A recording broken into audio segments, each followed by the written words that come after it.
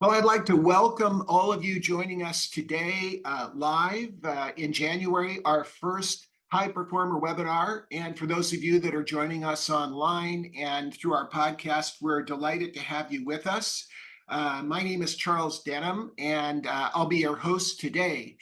We're going to address a second part of the 5 rights of identity and really talk about how it can really have an impact on your life, whether your medical identity or personal identity is stolen, accessed, and especially one of the things that is really a concern to us is the impact on our kids, which is just really an anxiety producing and a terrible event that can happen and actually can end in death. And so we'll show a short video now just to introduce that concept.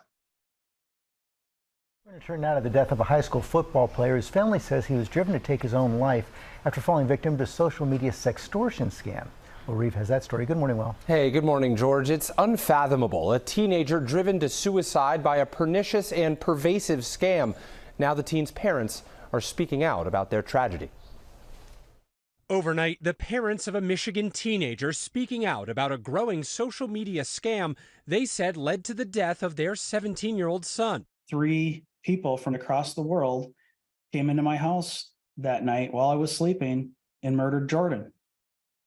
And I had zero chance to stop it. John DeMay and Jennifer Buta opening up about so-called sextortion scams, which trick teens into sending explicit photos of themselves online, only to be blackmailed. Their son Jordan becoming a victim of the scheme, later taking his own life. Jordan was this outgoing young man. He had a smile that was contagious.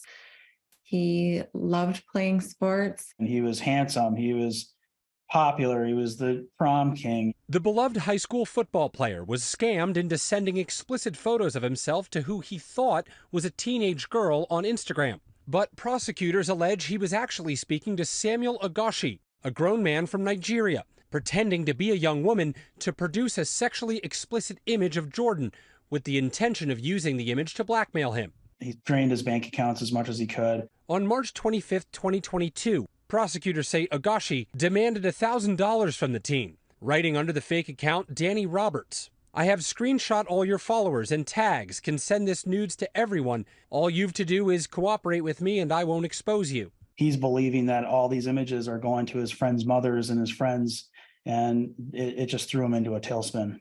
2 hours after the initial threat, Jordan wrote, "I'm kill myself right now because of you."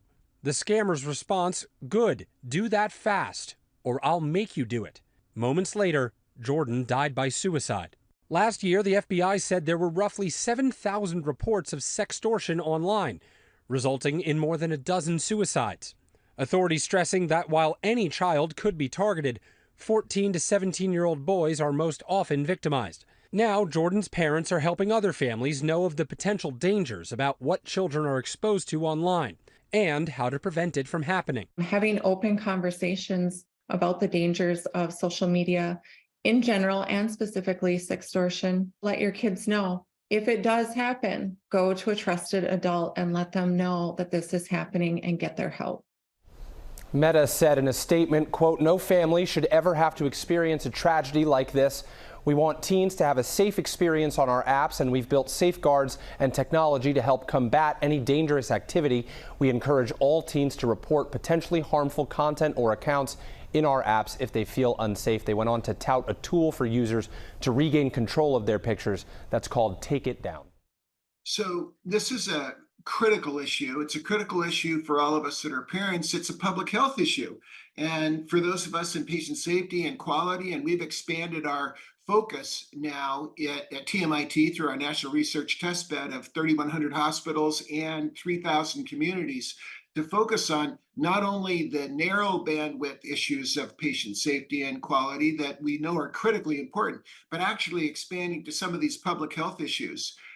One critical issue is, and for those of you that are joining us at part 2 of consent and of the 5 rights of consent, We covered last month, and I highly recommend you watch our video, that children and seniors are really being targeted, and children and youth are being targeted to get their social security number, their medical records, their medical identification.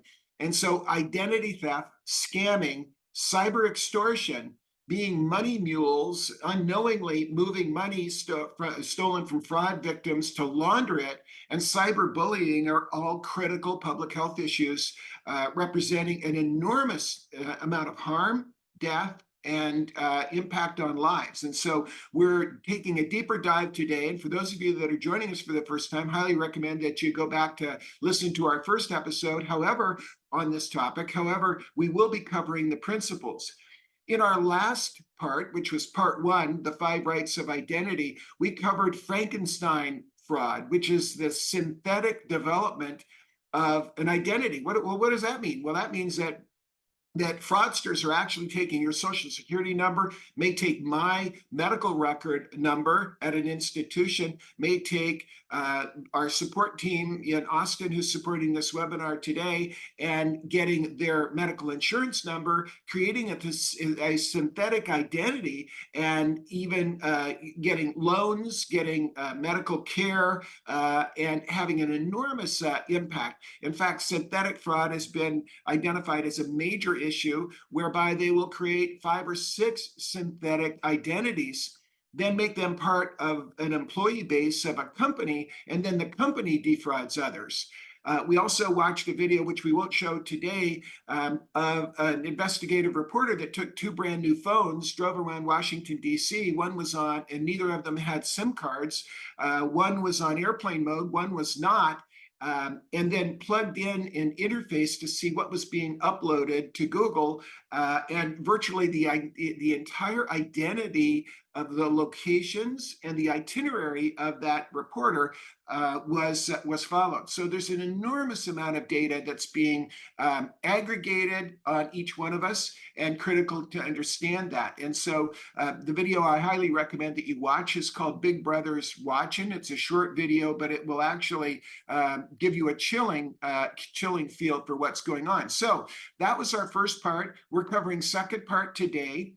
For those of you that are on the podcast, if you wish to watch the videos and you wish to download the slides, you can go to safetyleaders.org, www.safetyleaders.org today and between now and our next webinar, and you can click on the upper right-hand quadrant of the website, which will take you to where you can download a transcript, you can download the slides and watch the video. However, for those of you that are watching and listening long-term, you can go to our file folder on the top of the page and pick prior webinars, and you'll be able to get those. And for those of you that are today watching and don't have the slides, you can get them that way. So just a quick bio background for you. We are delivering continuing medical and continuing nursing education assets and resources through what we call Care University. It's not a formal university. It's our learning management system, very much like so many companies now have their own learning platform. However, our method is one where we develop communities of practice. So you've participating today in our community of practice with our high performer program. And what we do is then develop course R&D to identify the potential impact that we can have through education, best practices, best methods from subject matter experts. And then frequently we develop a competency test for the R&D that allows us to accredit people with certifications and create incentives for them. And we often partner with a number of organizations, American Heart Association, the American College of Surgeons, and a whole host of other organizations because we're not in the business of selling certifications. And so what we do is we work with those organizations, and we're instructors with those organizations, but our goal is to provide everything that we provide to you free so that you can have that and don't have to pay for it. Our emerging threat speakers and reactors over the end of 2023 and now 2024 include Jennifer Dingman, who you'll hear from in just a moment, who is our patient advocate and voice of the patient, Vicki King, who is the former assistant police chief in Houston, Texas, a former assistant police chief at the University of Texas Health Science Center and MD Anderson, John Nance, who is a widely published best book author, and is one of our leading patient safety and aviation safety experts in the world, who's not only a JD, a former captain with a major airlines, and a former colonel in the Air Force. Today we have Randy Steiner live. Randy is the director of the University of California Irvine Emergency Response. So he's the director of that program. He works with us in a number of capacities with our MedTech program focused on bystander rescue care, and he'll help us with some discussion. Dr. Gladstone McDowell is board certified in 4 specialties. He brings to us much help in the area of pain management and opioid overdoses. You will hear from Chief Adcox, who is the Chief Security Officer and the Chief of Police of the University of Texas Health Science Center. He's also a Vice President, Executive Vice President at MD Anderson. And Dr. Boats, with our extended session, you'll hear from Dr. Boats, who is both a full professor at the University of Texas, MD Anderson, and an adjunct full clinical professor at Stanford Medical Center. And I am going to be your host.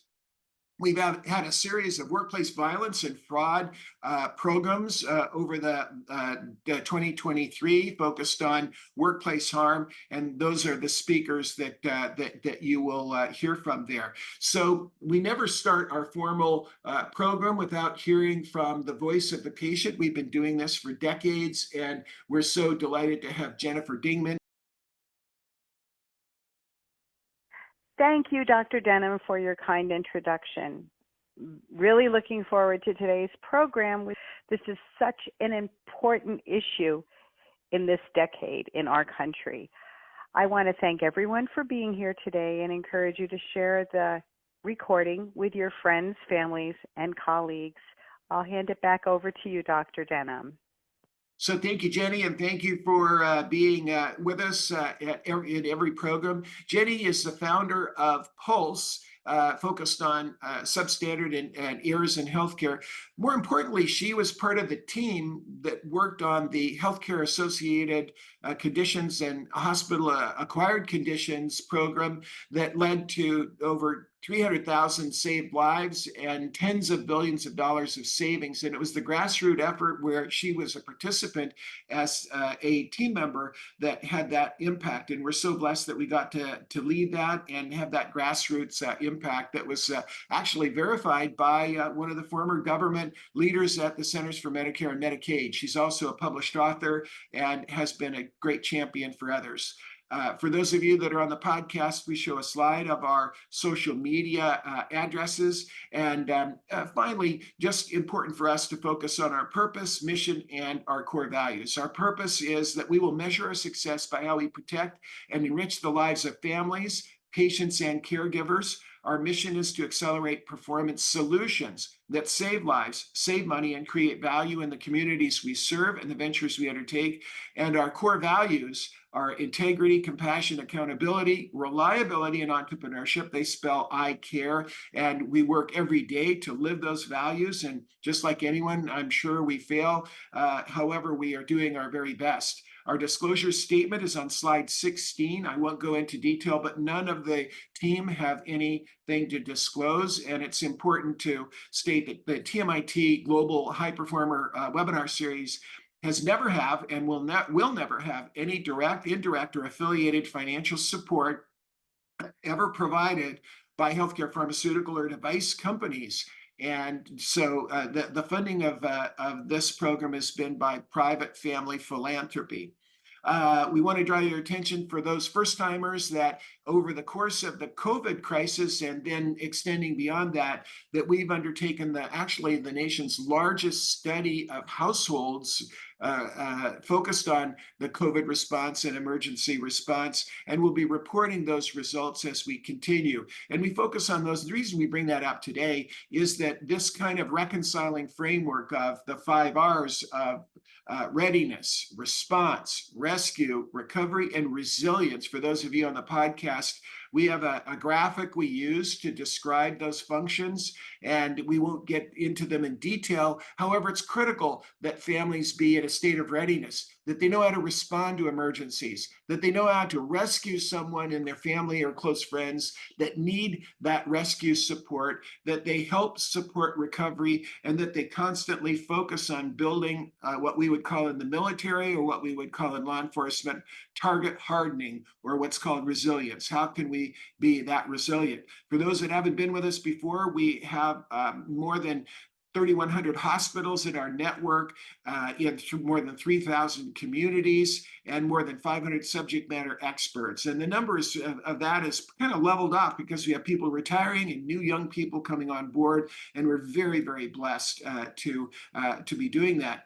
So let's talk about the issue of workplace violence and the kind of violence that can occur to both families and medical centers. And today we're talking about consent and IT issues, but it's critical that we recognize that there are insider threats and outsider threats that we need to focus on. Many are under the waterline, and that's what led us to launch a program called our Emerging Threats Community of Practice. This is focused on 30 areas, 30 subject areas that are keeping our leaders up at night. We polled our national audience of leaders at these many hospitals and healthcare systems and public health leaders, and they helped us identify 30 different topical areas of absolute critical importance that they know are, some are visible, some are invisible, that are challenging us.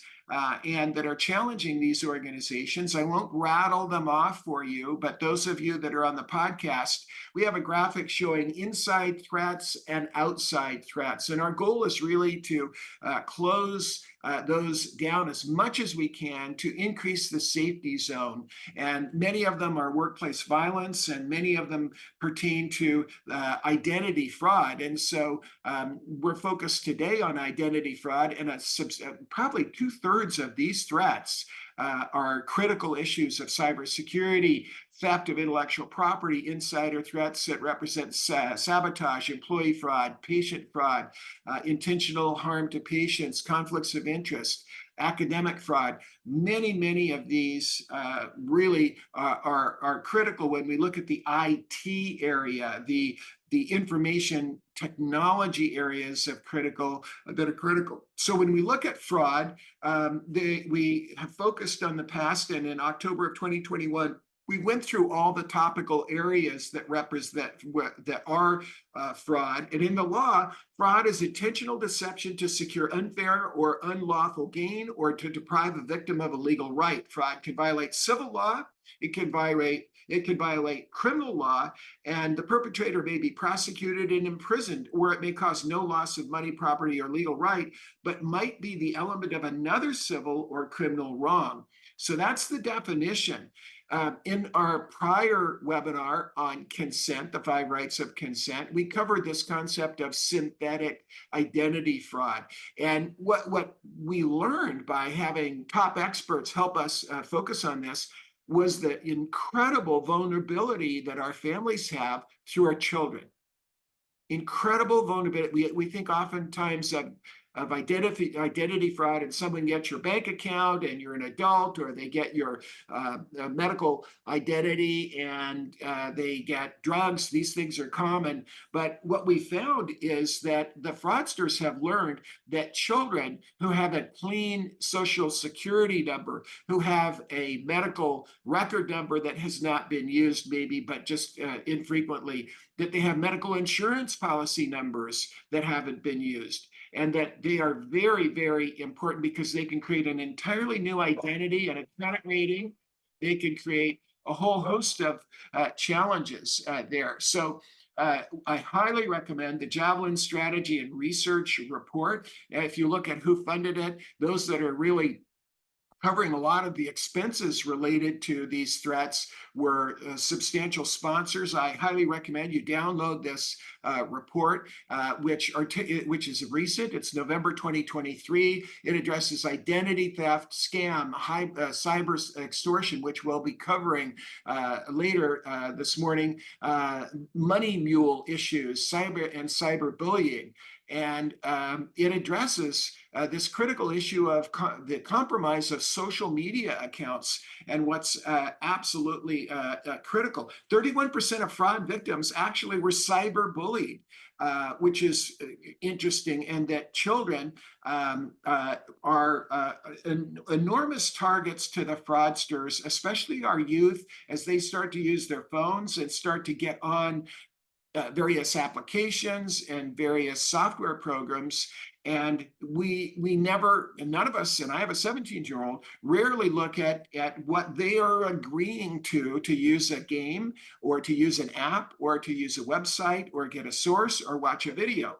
So it's important to recognize that cyberbullying, extortion is most common among higher income households, not surprisingly, because they probably have more resources to be able to take advantage of things on the web.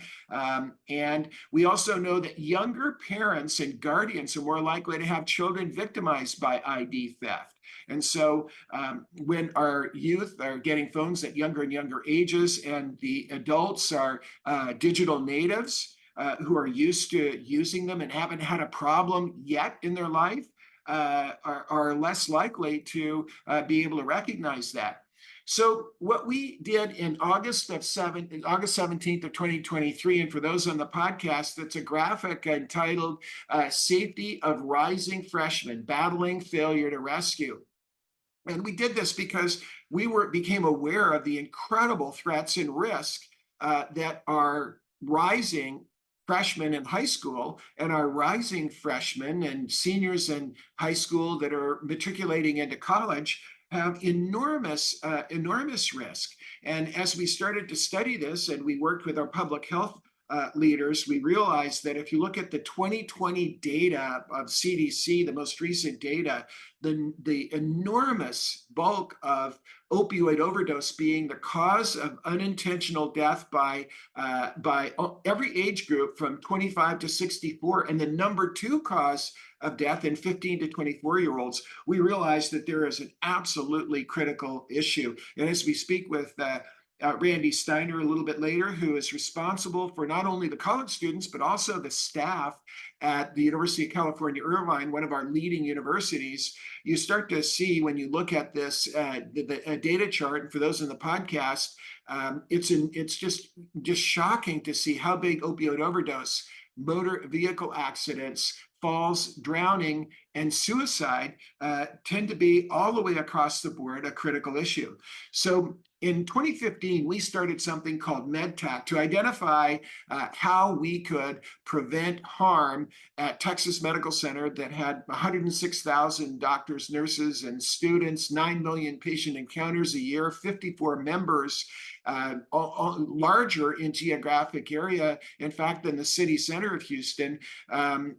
We were asked to look at the threats and help with a threat response system. And when we contacted the leaders in active shooter events, which was our initial focus, which is most people's initial focus, we identified through Michael Dorn and his associates, Mr. Satterley, that there are about 8 different things that for which bystanders can have an enormous impact. And they're cardiac arrest, choking and drowning, opioid overdose, anaphylaxis, major trauma with bleeding after active shooter events, but also accidents, infection care, transportation accidents, and these are not traffic accidents, these are drive-over accidents in driveways of schools and homes, and bullying are a major issue.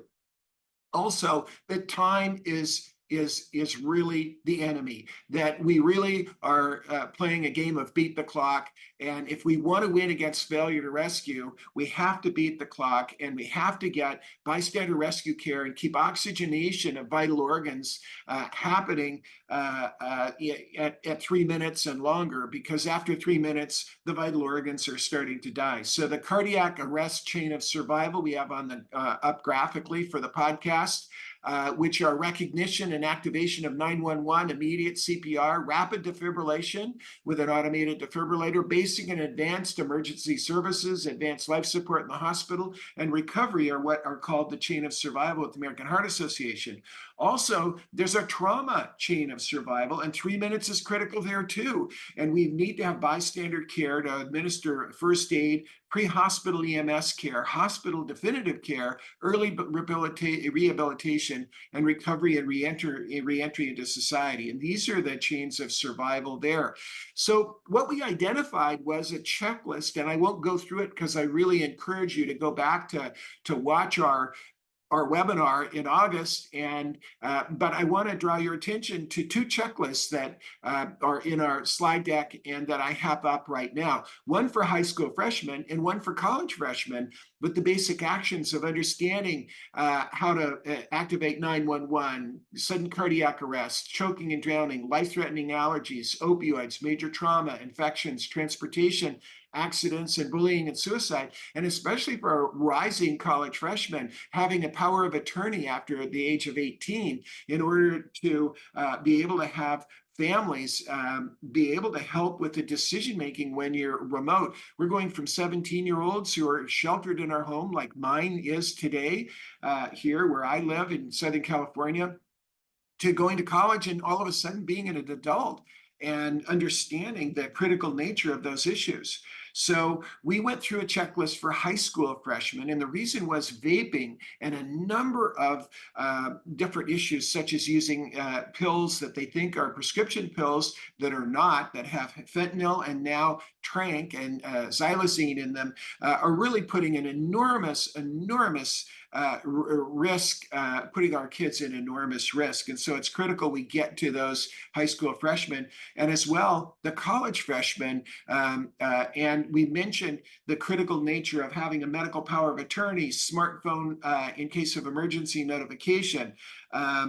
Knowing emergency providers and the medical record access is absolutely critical as well. But wait a minute, what about cyber risk? And so I'm going to briefly go through just a recap of the critical issues regarding consent, so that those that haven't heard our first webinar on that topic, but then we're going to dive into the cyber risk of our young adults and have Randy Steiner and I will have a discussion over those issues.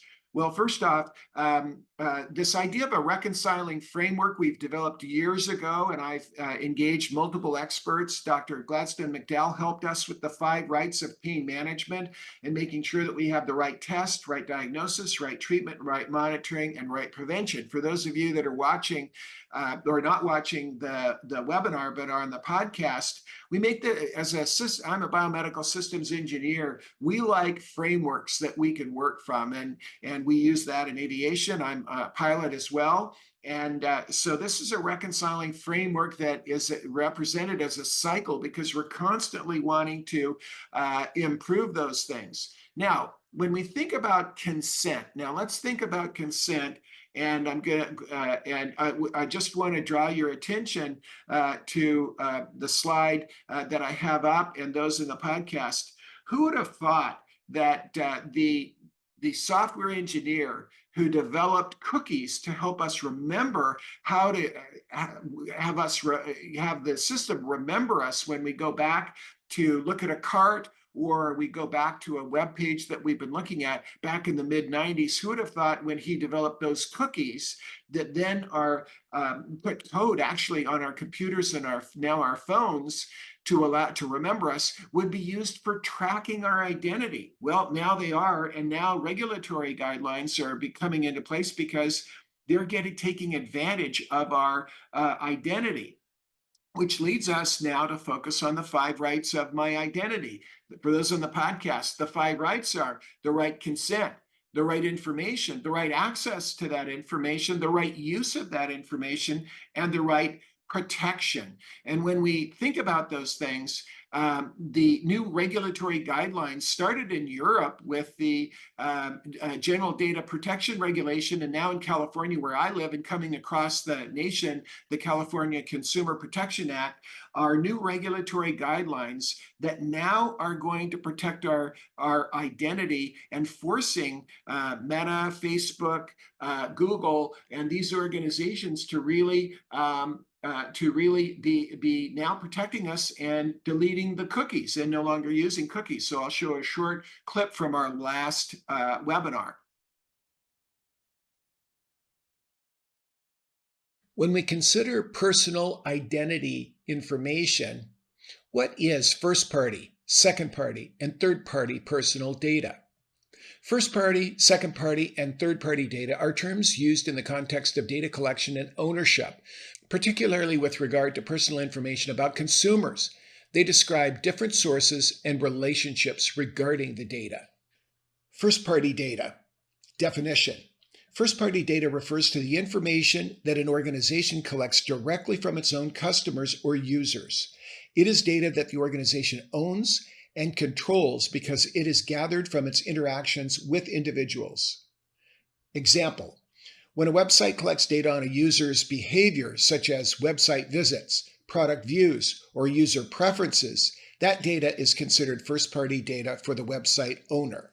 First-party data comes from a direct relationship with the customer, is collected with consent, is individual data, has high accuracy and reliability, is not shared, and examples include customer email, phone number, purchase history, support history, and loyalty program information. Second-party data. Definition.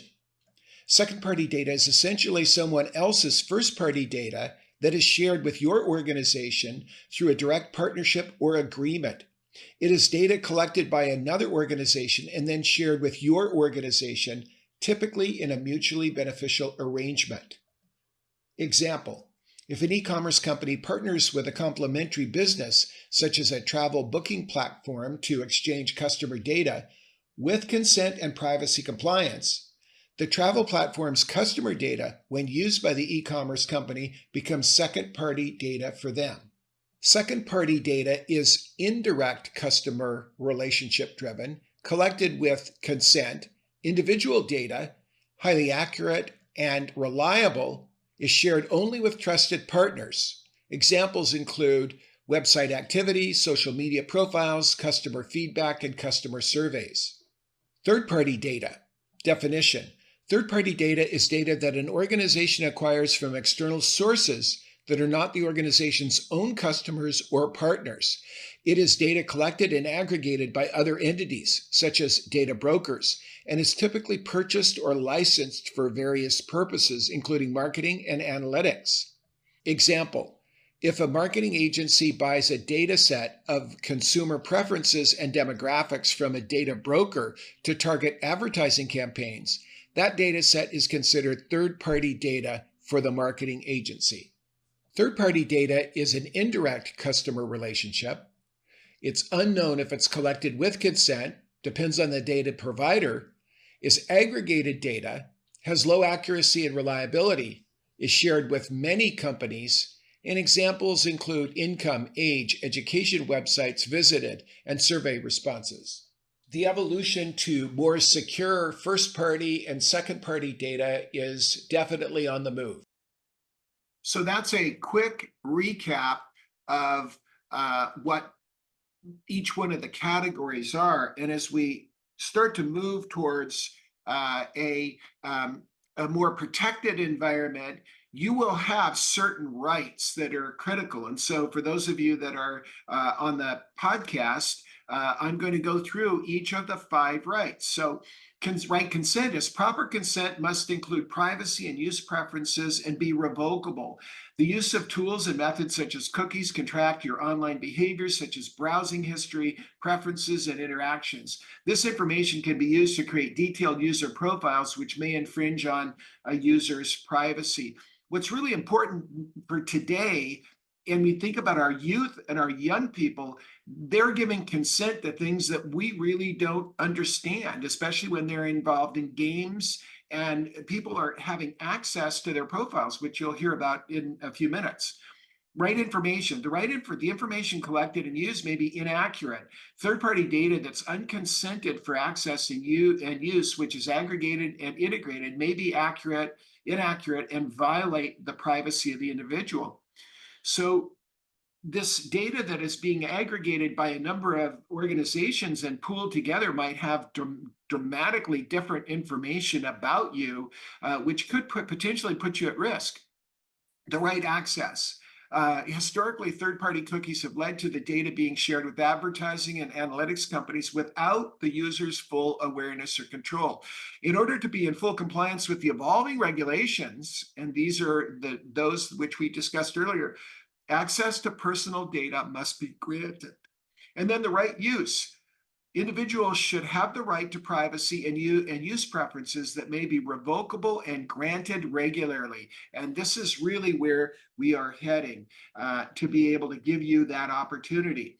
Right protection. It's critical that the personal identity information that's collected and stored is protected from breach, misuse, fraud, and potential harm to individuals and families. And this is where vulnerability, we have an enormous vulnerability in our organizations with these problems. It really does. It really does put us at an enormous risk. So what about the detail of these definitions of consent? What's important about those? What is consent? The definition of consent typically involves the following key elements. Voluntary agreement. Consent must be freely given, meaning that users should not be subjected to undue pressure, manipulation, or negative consequences if they choose not to provide consent. Users should have a unique choice in whether or not to allow the use of cookies. Informed. Users must be informed about what they're consenting to. This means they should receive clear and transparent information about the types of cookies being used, the purposes for which data is collected, and who the data will be shared with, among other relevant details. Specific and granular. Consent should be specific to each purpose for which the cookies are used. Websites should not bundle multiple purposes into a single consent request, but should instead ask for separate consents for different types of cookies. Examples include necessary cookies, analytics cookies, advertising cookies. Affirmative action. Consent must be given through an affirmative action, such as clicking an accept button, toggling a switch, or actively selecting options in a cookie settings menu. Pre-ticked boxes or assumed consent, examples through the use of pre-checked boxes, are generally not considered valid forms of consent. Easily withdrawn. Users should have the ability to withdraw their consent at any time with the same level of ease with which they gave it. This means that websites should provide users with clear options to change their cookie preferences and opt out of data collection. Child consent. In many jurisdictions, obtaining consent from parents or guardians is required when collecting data from children below a certain age. Example, 13 years of age in the United States. So as we think about these things, and now we talk about our youth, it's absolutely critical that we focus on our high school freshmen, our high school students, those that are underage, that are under 18 years of age.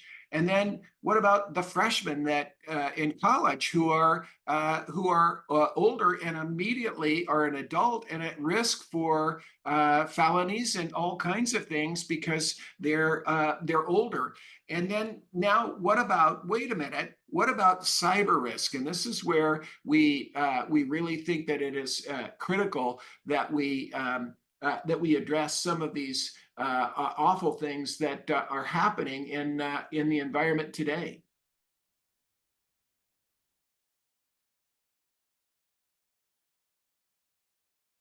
We've noticed this probably in January of this year, and we've really kind of seen it exponentially grow around June.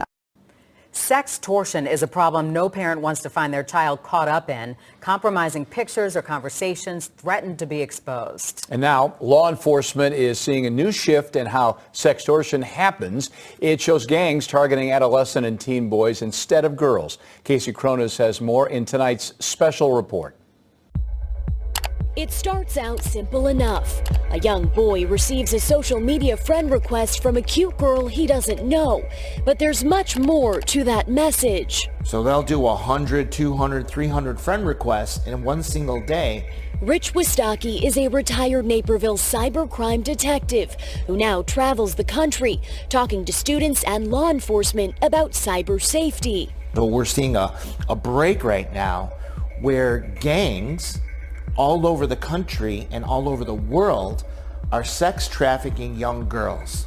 And their job is to engage in boys' conversations online and in video chat. Once the boy and the girl are video chatting, Wistocki says the girl does this. They ask the kid, do you like what you see? And then they start engaging in sexual activity over a webcam. Well, what's happening in the background?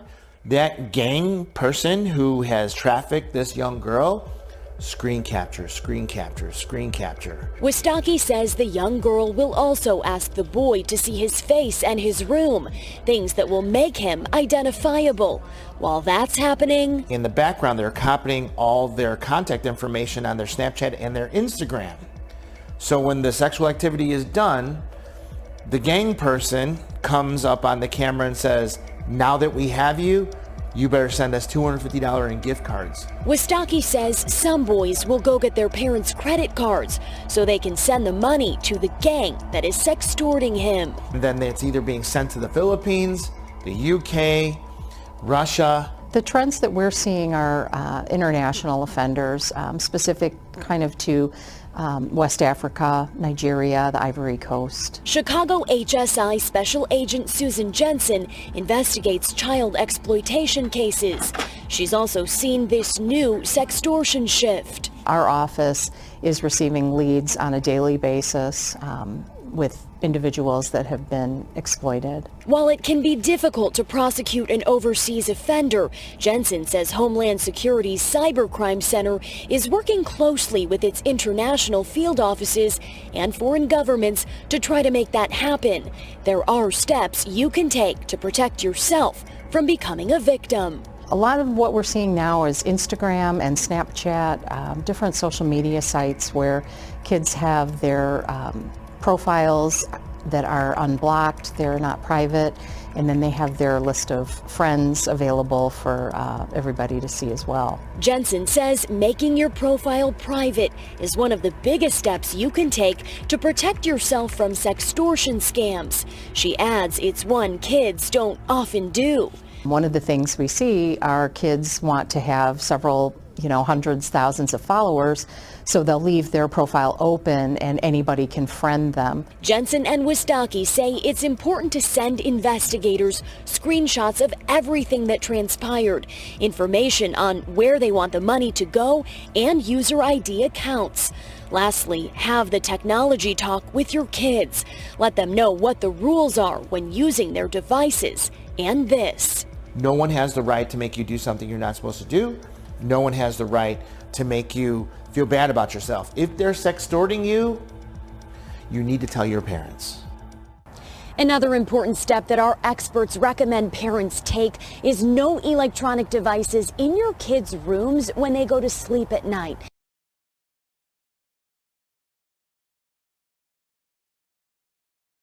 Familiar with the terms blackmail, extortion, or revenge porn, but now there's something called sextortion, a very real and often deadly scam aimed at teenagers through social media. They're tricked into sharing compromising photos of themselves with someone they believe to be in an online relationship with, and once they do, the scammers say they're going to post those photos unless they get money.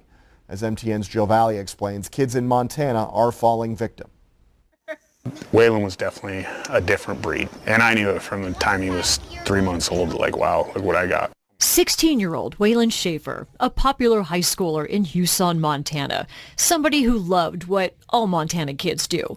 Hunting, his truck, his family. That kid lived the best life a little Montana boy ever could have. But on December 14th, 2022, this young life came to a tragic end. It was a normal morning, and that's one thing I'm really happy about, that in this house, you did never go to bed or leave the house every day without saying, I love you, have a good day. I had 3 minutes to see what was going through his head. So that's his silver Ram Charger sitting out there, and I noticed it was gone, and that's when I knew immediately, like, something is not right. Waylon drove up 9 Mile near his home and took his own life. I knew something backed him into a corner, but it just took a month to find out what it really was.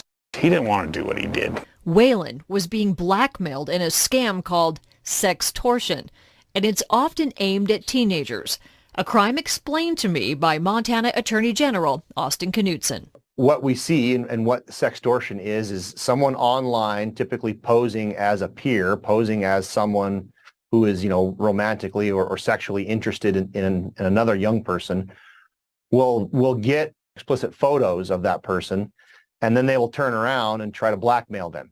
I met with Brian Cassidy, a computer crimes agent with the Montana Department of Justice in Helena. He told me since September of last year, he's had some 49 emergency calls for Montana kids in crisis over this scam. They tell them, like, we're going to post this to your school, to your community. We're going to send this to that college you told us that you applied for, and it's going to ruin your life going forward, or you have to send us some money. Jason believes in the hours before his son died, Waylon's online relationship suddenly flipped, and he was immediately trapped by foreign blackmailers, and this 16-year-old started to panic. But basically they threatened him to the point that they basically told him, like, hey, we're sending them out one by one right now. I firmly believe he thought that everything was out there, so before he drove up 9 Mile and sat down underneath the tree and did his business, he deleted his entire phone. There was no text messages, there was no apps, there was nothing. Waylon isn't the only one caught in this deadly web. I Googled sextortion and suicide, and a tragic story emerged. Dozens of teens have chosen to die, presumably because they were embarrassed or ashamed. And those on the other end of this scam simply don't care. They don't care about anybody else's life. They don't, I wish they had a different heart. But they're at the point where there's been kids that say, hey, I'm just going to go kill myself if you keep bugging me. And they say, go ahead, your life's already over. These people, it's their job. They go to work 10 hours a day. They sit in their space with their laptop, and they build fake profiles, and they aim them at specific ages. All I had to do is get on his phone and send those guys a nice little selfie with a middle finger and say, leave them alone, and it would have been over with. It would have been over with. I asked Jason why he was willing to share this painful story with me. He says it's because others need to know about this menacing crime against our children, and because he knows right now there's somebody else in trouble. It's the only way I can really avenge it, honestly. It's the only way I can, it's good medicine, like I told you. It's the only way I can feel like I'm doing something for him. Like, people need to talk about it. You can't say enough about it. You cannot spread the word enough. Our kids are just so naive. So these are terrible, terrible stories, and they're variations of these things, and we have to all be aware of them as a public health issue. Sexting and the risk to their future and their life is also critical. A North Carolina teenager faces sex crime charges this morning after trading nude photographs with his girlfriend. But prosecutors consider both teenagers to be victims and criminals for sexting. The boy is now suspended as a quarterback of his high school football team. They were both 16 at the time. The boyfriend faces 5 counts of sexual exploitation of a minor. The girlfriend was charged with 2 counts, but those charges were dropped after she took a plea deal.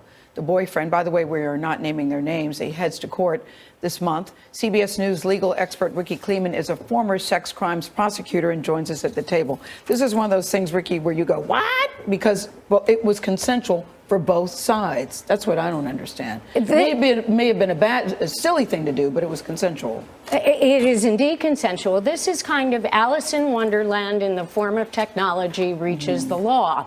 When I first read this story, and I am not joking with you, I read the first paragraph over and over and over again because I thought I read it wrong. I didn't think this was possible. Consider this. If you are 16, you are considered an adult as a defendant in terms of committing a crime. You can be charged as an adult.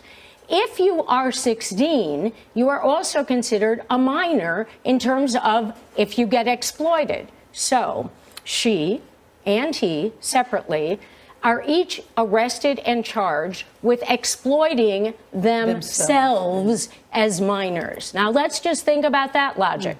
So we're left with him right now because she wisely, appropriately on the part of the prosecutor, if she had to be charged at all, which I do think is preposterous, that she winds up pleading to a misdemeanor. She's on a probation for a year. Her record will be expunged at the end of the year if she follows her conditions. He, however, has to go to court this month.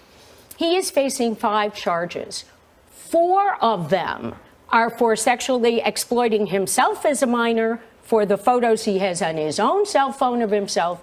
The other one is for the consensual photo he got from his girlfriend. They're romantically involved. He had not shown that photo to anyone else, did not disseminate it. The only people who saw that were the police or the sheriff's office. So how did the police discover these photographs? The police or the sheriff's office were investigating another crime. They went to him in connection with the other crime, which apparently he had nothing to do with. He agreed, because he's 16 years old, to let them rifle through his phone. Oh, my goodness. And they find, because he consented, pictures of himself that are inappropriate. And then they find the picture of her, and so it snowballs. Now, the police want to be the deterrent value here. Deterrent value should come from parents, should come from educators. We do not want to criminalize our teens for doing stupid things on their cell phones. My word to the kids is, don't take pictures of yourself. Maybe shouldn't we rethink the law? We should rethink this law the law. Wasn't meant for this. Of course not. And the only way to deal with the law is to get the legislature to clarify it. Yeah. All right. We first told you about this yesterday, about a pair of 14-year-old boys facing felony charges on New York's Long Island. Police say they shared an explicit video that included another minor, but up to 20 middle and high school students were suspended, some for just receiving the video. Police escorted student A.J. Fenton from the school grounds. He and his father are upset. I don't think I should have got suspended at all. I can't stop someone from sending a text to me. What happened here can happen in any town in this country. My son simply received a group text which had a video attached to it. CBS News legal expert Ricky Kleeman is here and joins us at the table to discuss. I think AJ makes a very good point. He can't stop somebody from sending stuff, and he didn't pass it on. Well, part of the problem is the idea of receipt. We can't stop people from sending us things we don't want. Right. If we merely receive it, should something happen to us? Well, in this case, thankfully, the police did not go after the 20, at least as far as this point in time is concerned, because they haven't disseminated it further. But what we do have is the act of receipt, and the school has gone after them. Why? Because the school says you violated our code of conduct. How? You should have told a responsible adult that something was wrong. Now, when you look at the process... What student is going to do that, Ricky? Well, especially young students. Yeah.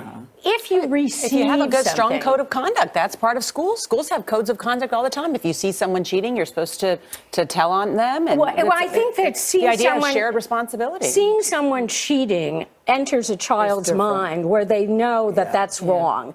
Receiving a video and gathering around together at the lunch hour and giggling about it, I don't know if it goes through their head that it's wrong, but nonetheless... But it should. Maybe that's the problem. I mean, if you're getting a video of a woman or a young girl in a compromising situation, then shouldn't that be alarming? Well, that's exactly what the school says. And what the school says is that to the parents, don't be angry with us, the school. You ought to be looking at what's going on in your households. If you're going to prosecute a kid for something like this, then it must be knowing. If you possess these selfies or other videos that are naked of children, well, then we have to know that you know what it is. It wasn't inadvertent. It wasn't unintentional. Well, what about the two 14-year-old boys that sent this? What charges could they face? Well, they're facing felony charges, 2 of them, plus a misdemeanor. They're facing the felony of promoting the sexual performance of a child, also disseminating indecent materials to minors. Do you think the kids should have been disciplined by the school?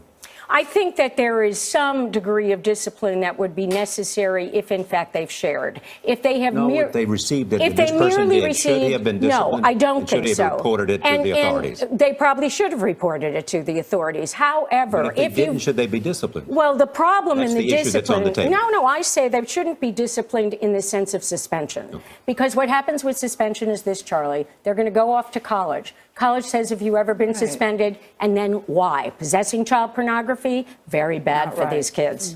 Interesting point. Ricky Kleeman. Right.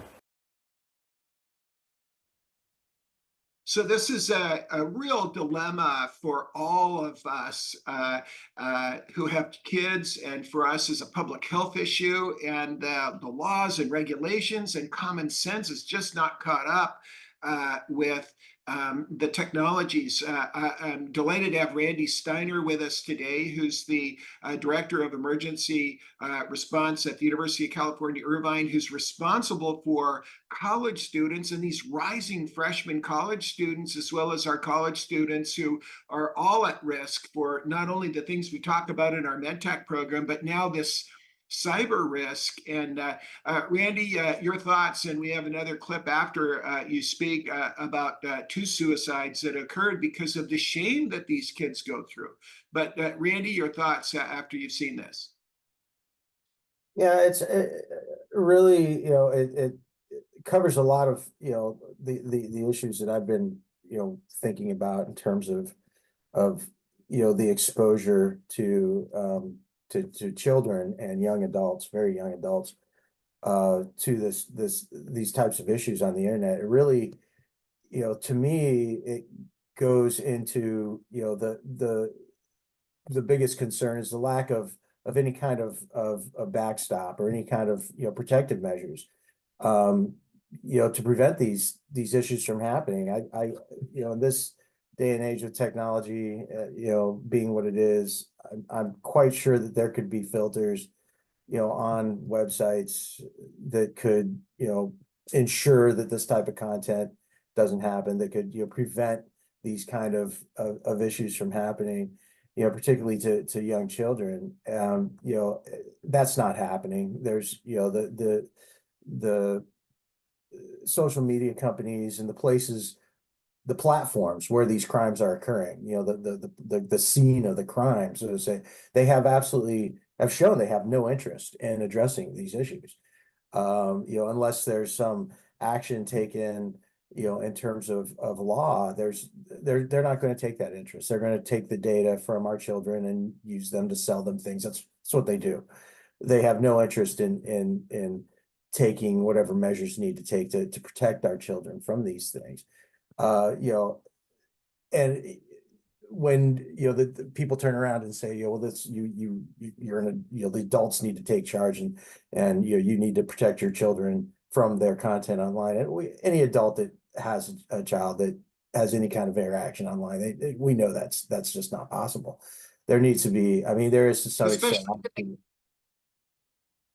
Especially in the gaming, as we watch our kids and then they ask for information, and the video we'll share in a few minutes, the access to these kids was through their Instagram accounts, and they all want to have followers so that they're opened up to that. And there's just such vulnerability. And really the only thing we can really do is to focus, as you and I have discussed, on just really awareness building, because the regulations and the laws and the leaders and the companies just haven't caught up with this huge threat. I agree. And it's, I don't think that from, the law enforcement aspect, they don't really know how to address it either, because they have these laws, they have these tools, which, are, set to protect children. And there's, we need to have those laws. but it's a matter of how those laws are being, enacted and who's being swept up in those laws. I don't believe that when, the legislators thought about these laws and the penalties behind, violating these laws, they were thinking about, a 16, 17, 18-year-old kid. They were thinking about, the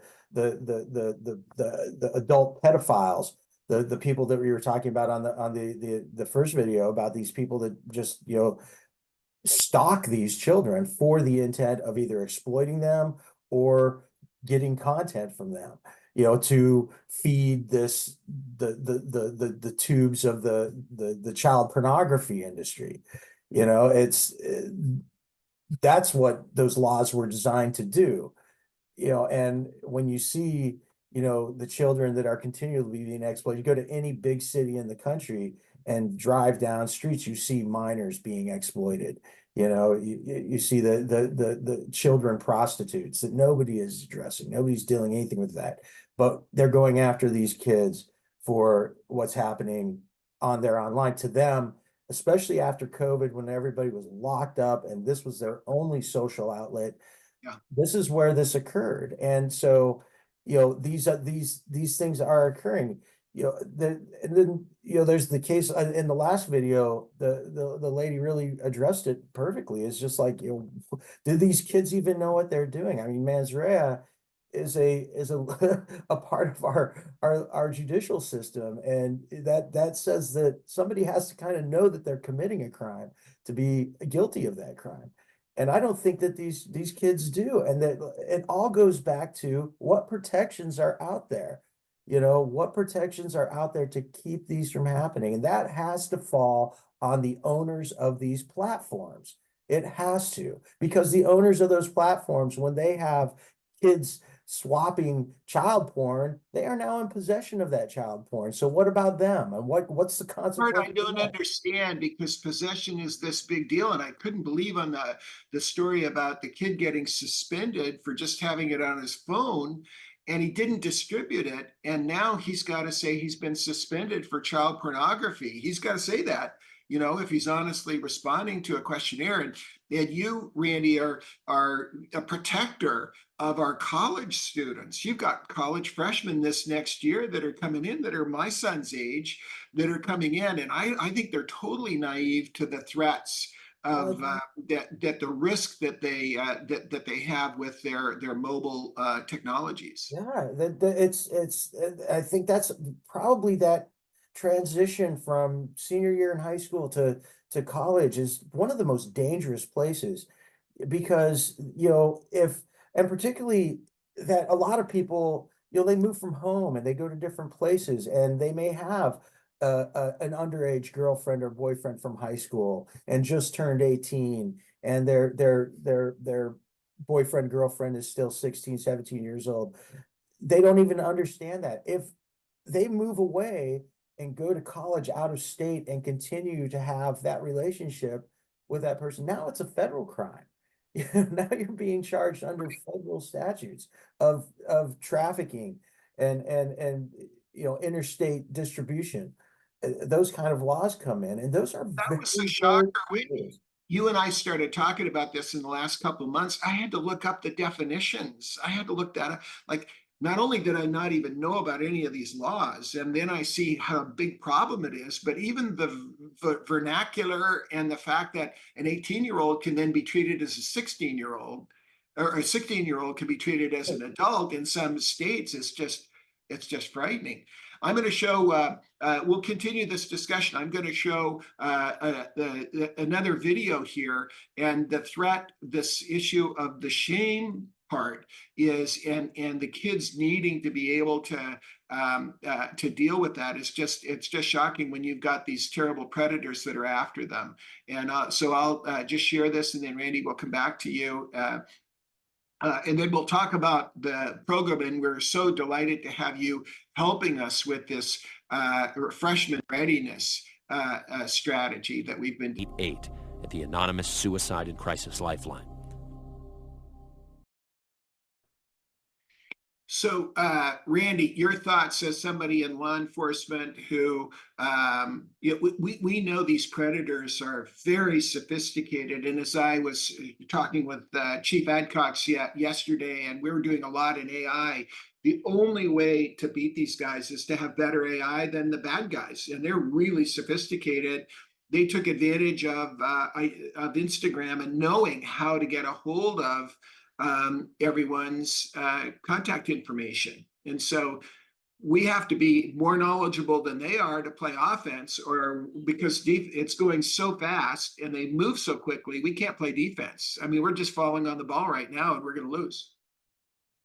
No, I agree. And I go back to my earlier comments that, we have to hold the social media companies and the platforms that are supporting these crimes accountable.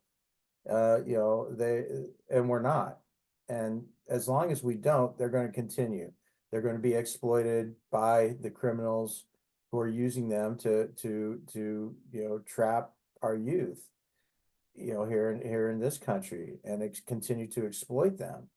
And it's, law enforcement, and I'm always been and always will be a staunch supporter of law enforcement, but they really need to look at what their priorities are. And, if you're putting, teenagers in jail with everything else that's going on, when these sophisticated, criminal enterprises are continuing to exist and impact our children, you really need to look at your priorities. We need to look at our priorities as a country and decide, what is it that we're trying to accomplish? Are we trying to fix the problem, or are we just, snatching up the bus that we can? Because those teenagers that are sitting in prison right now for having gotten swept up into this, they're not the problem.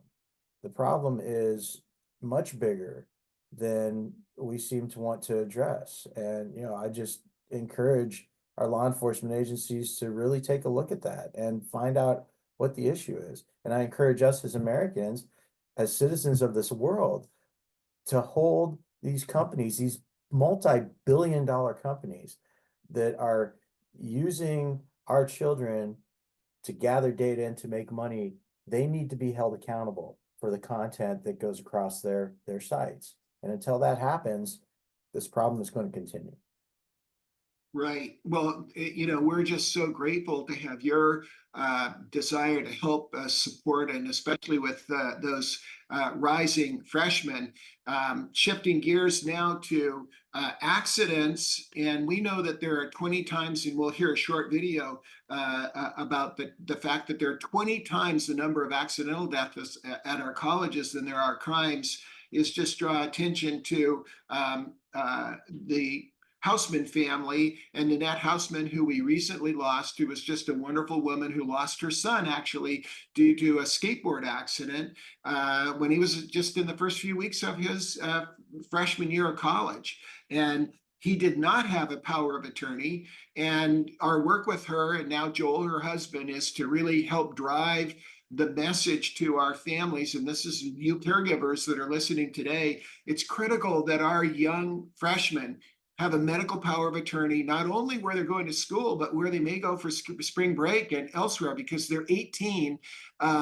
There's the limitation of reaching out to family members to make decisions when they've had a healthcare crisis and been in an accident. And in the case of Corey, it was a head injury. Smartphone in case of emergency notification. All of our smartphones now have that capability. And most people don't realize that you can actually put in that if your son or your daughter or any of you dial 911, it could automatically call your ICE, your in case of emergency, and to put that in. And we all need to do that.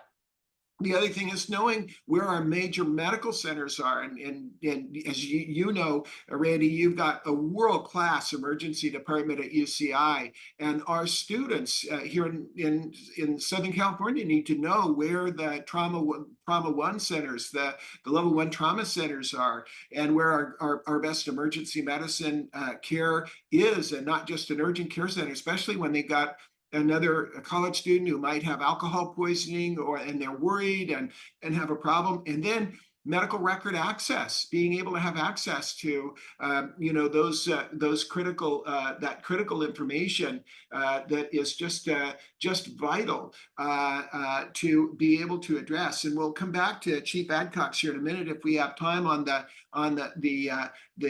4 Ps. But Randy, as we kind of talk about now, what can we do?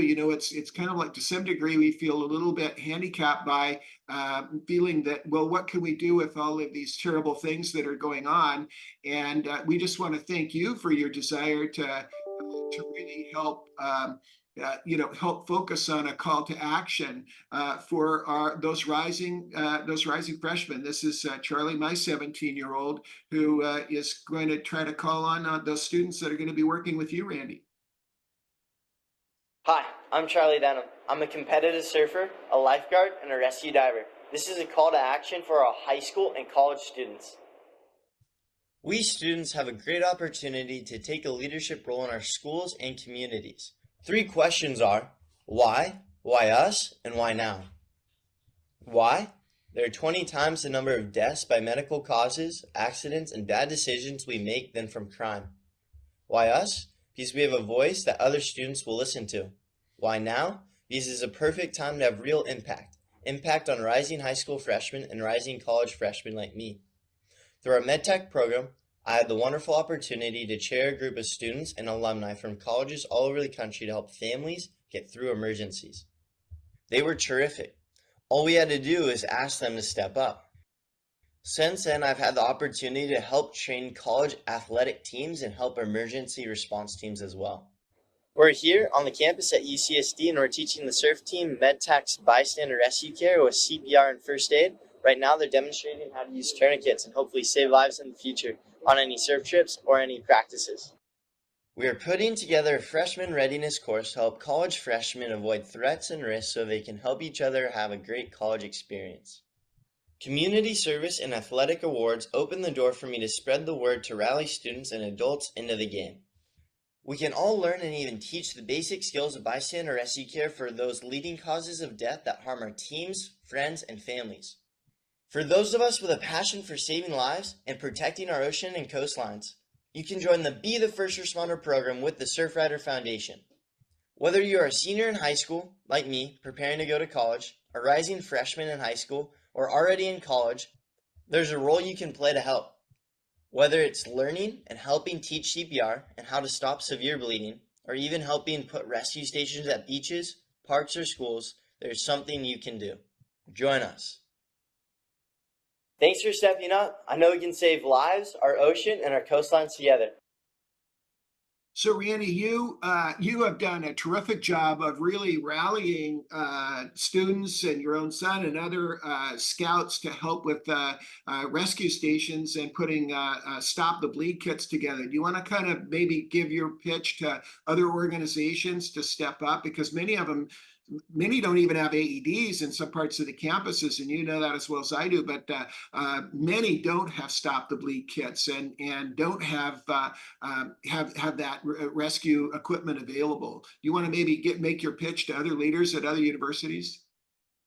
Yeah, just first and foremost, it's doable. It's something that you can do. Getting people certified to be Stop the Bleed instructors is a very easy process. It is not difficult at all to even become a Stop the Bleed instructor. It takes a very minimal amount of time and resources, and it is something that is absolutely crucial and critical to saving lives. So many people die of bleeding out and severe bleeding incidences where they could have been saved if people would have known how to do that. That's just statistically correct. But either way, people having the equipment and knowing how to use it are two different things. And making sure that people on your campuses or in your communities have access to that training and have the resources to get that training.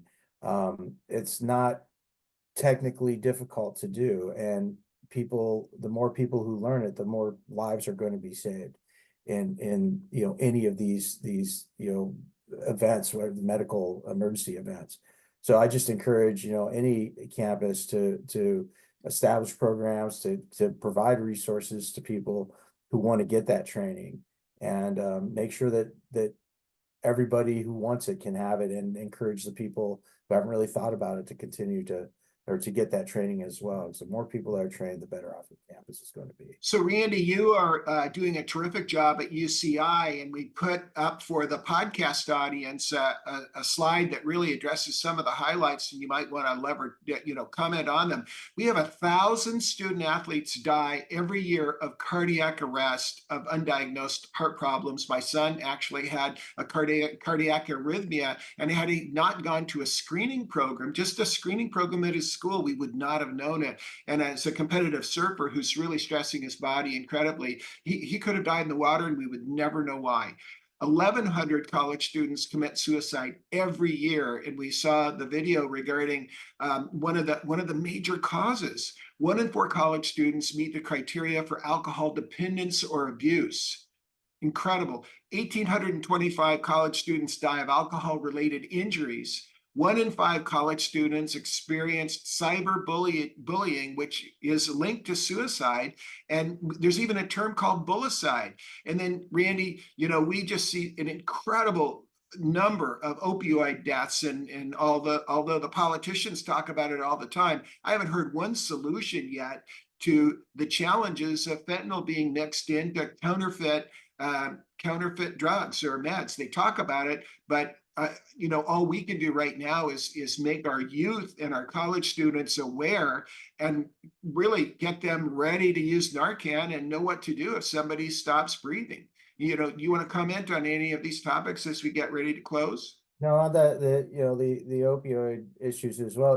All this, it's what are the sources, of these fentanyl laced drugs, these disguised prescription drugs. We have to look at that again. And where's it coming from? It's coming from online. It's coming from these online platforms that are, just like they're being used as platforms to exploit children sexually. They're also being used to distribute these drugs. And until those companies take action to work with law enforcement and to put a few of their profits aside to help stem the tide of this, that we're going to continue to have this problem. It all goes on to the people who manage those platforms. They are responsible for that content, and we have to hold them accountable. And until we do, this problem is going to continue, because it's a free flow. There's nothing that is preventing these kids from obtaining these drugs, and these fentanyl laced drugs that end up killing them. And until there's mechanisms put in place to prevent that on those platforms, it's going to continue. And there's so much doom and gloom over these things, but our freshman readiness course is actually, and we'll be putting it online as we develop it. And we're just so grateful to have such a great leader like you helping us. We're going to focus on mind, body, spirit, and their personal brand. And the personal brand, people don't think about it, but the young man that had the suspension, and those that get caught in some of these ridiculous just receiving content over the web, and now that will be part of their resume as they go forward. So as we think of the NIL, the name, the image, the likeness, the mind, the body, the spirit, what are the things that we can focus on in the positive way? And then what are the things that we can do to deal with these emerging threats? And we're going to be using Rick Warren's Created to Dream, absolutely terrific book. I've known Rick for over 20 years as my pastor, and I just think that this is a great way for young people to start to look at their future and say, what about their internships? What about their future job applications and that kind of thing? So we're so grateful to have you helping us with that. Randy, as we close, next month, we're going to talk about, now that we've talked about consent and we've talked about the vulnerability of your information, what about the medical record issues? And we have the 5 rights of medical records, which I developed back when I was writing the national standard for the NQF, the National Quality Forum, on getting your medical records. And so we will be addressing this in our next webinar, but we'll really be focused on the overlap between how we protect our medical records and how we optimize the care that we can receive. So, you know, most people don't realize it, that you actually don't own them, but you have a legal right to have them. So we'll talk about that. Access is critical. As a cancer doctor, practicing cancer doctor, I'm a retired radiation oncologist. The medical records are absolutely vital to the care that you receive, especially in emergency medicine, in cancer care, in chronic care, and then the breakdown in communication. So the rights that we focus on are the right to ownership, the right to access, the right to communication. Good communication of the medical records is absolutely vital. And it's why in this day and age, when we have electronic media, everyone should be able to have at least a clinical resume on their phone, just in case they were to be involved in an accident. And you've worked very closely, Randy, with our first responders and helped lead them. How important it is that our first responders actually know somebody is a diabetic, know that somebody has an allergy for which they need an EpiPen. And so updates to the medical records are absolutely key and critical, and the medical problems list and the medication list, and then security. And this is what we've been talking about today, and what we'll talk about again as we go forward, is that the critical nature of the security of those medical records, and the fact that we can't count on our organizations to be able to focus on that. So in our final short segment, we'll go a few minutes over, is we've asked Chief Adcox, who's the Chief Security Officer, Chief Medical, the Chief of Police at Texas Medical Center, the largest medical center in the country, to address the 4 Ps, which we'll focus on. It's a real pleasure to introduce Chief Bill Adcox, who is the Chief Security Officer and Vice President at MD Anderson Cancer Center. He's the Chief of Police at the University of Texas at Houston Police Department. He has just been a long-standing champion of performance improvement in the emerging threats that we're addressing, much broader than COVID. And our hope is, again, Chief, that we can get back to, and you'll hear from Dr. Boats, that we will be really excited about getting back to some of these emerging threats. We covered the issue of the state of our safety net and the fact that we've got major gaps in this safety net last month. And we have video actually showing metaphorically how some of the safety net isn't even beneath us, and because things have evolved so quickly, and that there are major gaps. Chief, would you go through the concept of how you taught us, our whole team, about left of boom that you derived from the military? Sure, Dr. Devin, and thank you everybody for being here today. Left of boom, this is a term that was coined by the United States military while we were battling terrorism on the front lines in Iraq. The terrorists had become very good at developing IEDs, which are improvised explosive devices, and planning them. And our vehicles would drive over them, and a large explosion would damage the vehicles. And unfortunately, it was killing a lot of our soldiers, or permanently injuring them, or seriously injuring them. And so the military was able to obtain a tremendous amount of funding, billions of dollars, in order to harden the vehicles so that they could survive an IED attack. And that was okay, but they were still occurring. And what they learned pretty fast is they needed to do something to prevent IEDs from being planted to begin with. So they went back to Congress for more money, and the understanding was they felt like they had already given them money to deal with the problem. So what they explained is they needed to get left of boom, left of the explosion, meaning they needed to go upstream and try to identify how could they work with the Iraqi community, how could they work with the different organizations to identify the more technically skilled individuals that were building these IEDs, and in order to disrupt that, and so that you wouldn't have them. So again, it was, as you look at that graph in front of you, it was how do you get upstream to the left there and stop it. How do you stop it from happening to begin with? So left of boom obviously is before something happens, and then right of boom is what you would do after an event, a terrible event. And so really it came from the United States military.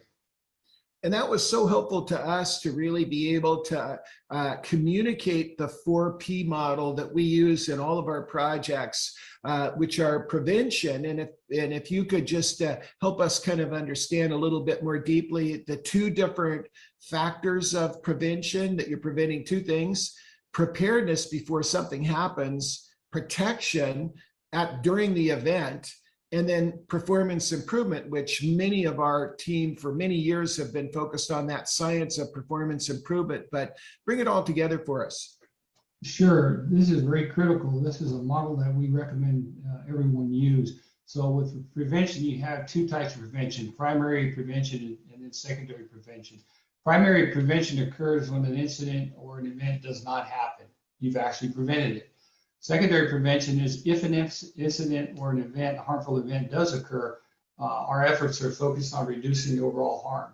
So we're able to, make sure that through partnerships, working with the communities, working with the different parties, that we can reduce the residual outcome or the damages that occur. So your secondary prevention is you have, if you have an event, it's going to be less harmful, less damaging.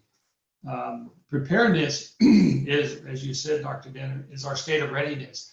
And that's how we ensure that we can effectively respond to harmful or damaging events. So, for example, this is what you do to prepare, such as having in advance of an event, you establish early warning systems. You've trained your people. You do exercises. You have really solid operational plans. All your planning is done, etc., so that you're very well prepared in the case that an event might take place, so that you can respond to it. Protection, the third prong is protection. For us, it's an agile and adaptive model where we leverage people, processes, and technology to best protect the institutions, the patients, ourselves, and others. And so really protection is pulling all that together and having that model.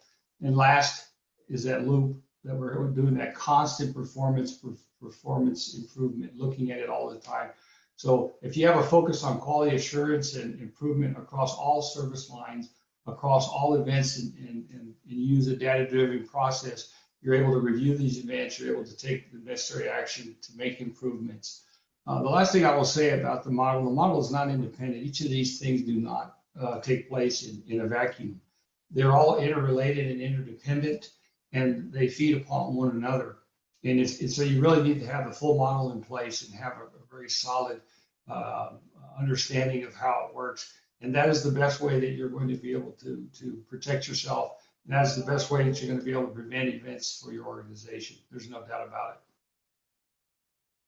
Well, we are so thrilled to have had Chief Adcox speak to us today, and he has really been just a godsend to us in this area of performance improvement.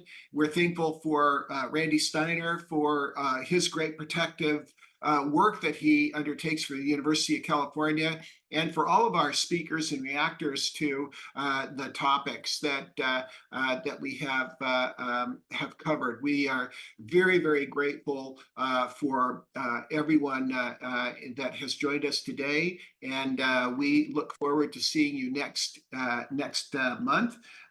What I'm going to do is just ask Jennifer Dingman to close us, and then we will wrap up our webinar. That was really a great program today. Thank you to all of our speakers for all of the knowledge and wisdom that you're giving to us. Again, I want to thank all of our participants for being here today and encourage you to please share the recordings with your friends, families, and colleagues. Looking forward to next month, and God bless everyone here. Thank you, Jenny, and thank you. I know you're on live, and I want to thank you for your just steadfast support. So as we close, we always say that we have to fight the good fight, that we need to finish the race, and that we have to keep the faith. Everyone is a patient, and everyone can be a caregiver. And in this area of public health that's so critical, we're just thankful that all of you attended today, those of you on the podcast and those that are on the extended version that have comments from Dr. Boats. We're grateful for your attendance, and please come back to the website and we'll continue to update our resources. And so as I would echo what Jennifer said, God bless you all. And I pray that you share the word with your families and try to protect your youth. And, yeah, thank you so much.